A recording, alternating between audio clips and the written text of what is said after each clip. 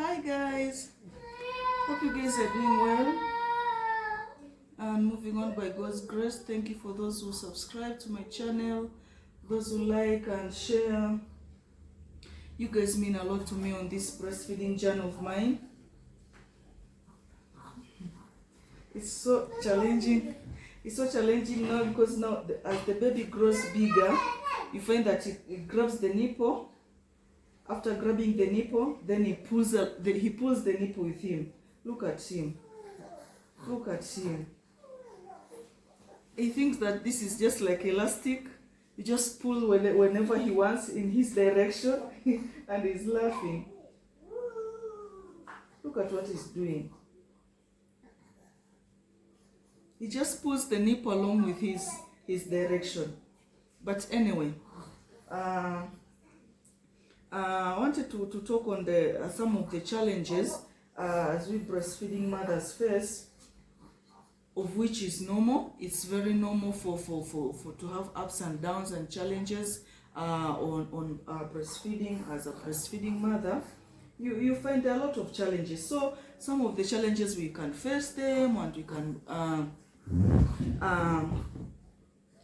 how we can face those and how we can overcome those challenges. I think you're full. So some of the challenges is I got a question from one lady, and she was like, one of her breasts brings more milk than the other. So you find that she says that one of her breasts brings a lot of milk, but I didn't burp you. I didn't burp you. I'm sorry for that. You know, if I don't bump my baby after I breastfeed, if I don't burp him immediately, then he kind of like brings the milk out of the mouth. So you are advised to bump your baby immediately after breastfeeding, after each breastfeeding. Yeah, so what I was saying, some of the challenges of breastfeeding mothers, and one of them is, as I've said, one lady was like, one of her breasts brings a lot of milk, but the other one brings nothing or brings very little. So she was asking if that's a problem. For me, to my advice, though I told her to consult a doctor or those specialists on that, but for me, what I advised her to continue breastfeeding her baby with that breast, even if it doesn't bring milk. Because especially if you're a first-time mom, you can see that one breast brings more milk than the other. So if you continue breastfeeding with this breast that brings more milk and leave out the other, that means this breast that brings milk, it will continue bringing more and more milk. And the other one, because the baby is not suckling, because you are thinking that it doesn't bring milk, that means it will also not produce more milk. But if you keep breastfeeding your baby in that breast that doesn't bring much milk, just no matter what, just put your baby's mouth on the nipple and let your baby just suckle it. Let the baby suckle, and then after some time, now you bring the baby to this nipple that has got breast milk, and so that the baby can breastfeed on one breast and the other. You are advised to make sure that your baby breastfeeds in both breasts. You don't just only breastfeed only in one breast and then you leave out the other. So you are advised to breastfeed both breasts, so that your baby your breast can produce milk. And also I was in my previous videos, I think I also talked on how to increase milk supply. If you are having challenges in milk supply, especially, look at him. And also, I think my baby has reached this stage of putting things in the mouth. So as parents, it's also, I'll talk on that. It's also advised to not give to make sure that things are away, because whenever each thing that comes across my baby's hands, it will end up in the mouth. So sometimes you put the baby in the bed and grabs anything and then puts it in the mouth and then just like pushes it in the mouth, and then it can easily suffocate the baby. So that's another topic of its own, but you have to just be careful. Yeah, anyway, what I was just saying on breastfeeding, don't breastfeed on one breast only. Because if you breastfeed only using one breast, that means the other one it won't. Human beings are like their connections, in our minds and everything, their connection. So if it's just like an involuntary action, if you keep breastfeeding, then your hormones will be told that here something more and more is needed. But if you don't, that means the hormones will also be quiet. The glands will not produce anything. They'll just be quiet because they are not given any alert. But if you give alert, and alert is by your baby breastfeed, just suckling that nipple, even if it doesn't bring much. I know sometimes, even if it happened even to me, sometimes you find that there is one breast your baby enjoys most because there is much milk coming, and you put you on the other breast, your baby starts crying.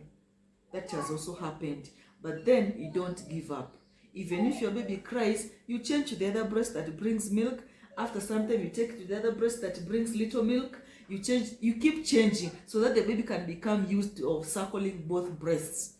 Because if your baby suckles only one breast, the other one will become it won't produce milk, and then you'll only have one breast that brings milk. So my advice to women, or my advice to mothers who are breastfeeding, is try as much as you can to breastfeed in both breasts so that they can both produce milk.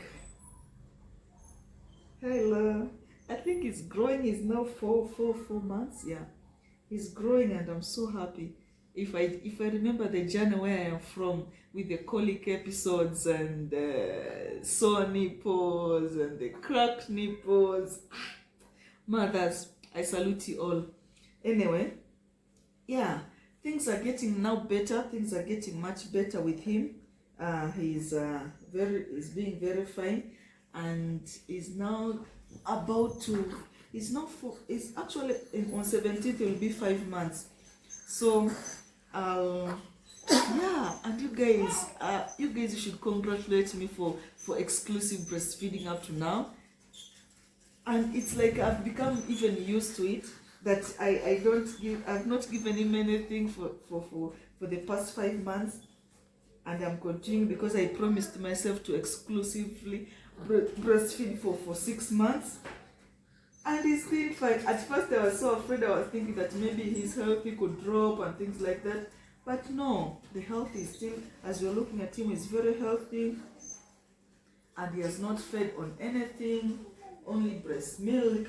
So he's doing really great. And I'm also encouraging a woman out there to not to engage your baby on other things before your baby reaches 6 months. At least 6 months. Some do it at 5, but if your baby is not sick, your baby is doing fine and health is okay, then why should you do at 5 or 4?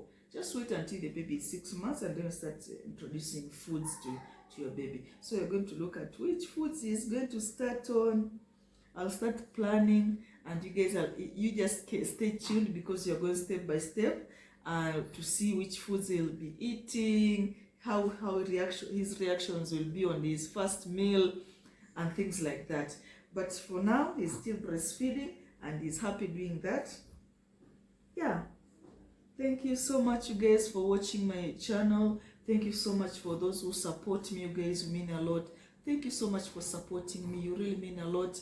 As a stay-home mom, when I talk to you and you guys encourage me, you guys support me by watching my videos, you guys subscribe, you guys mean a lot. That's why I feel that as the world, it's a world of one people. We are all one. Thank you so much. I love you all. Thank you so much, so much. Thank you so much. Thank you so much. May God bless you for subscribing, for sharing, for for viewing. Those even who just view, thank you so much. May God bless you. So thank you, and bye for now. Hope to see you in the next video, and hope you have learned something. Bye. I love you guys. Mwah. I love you.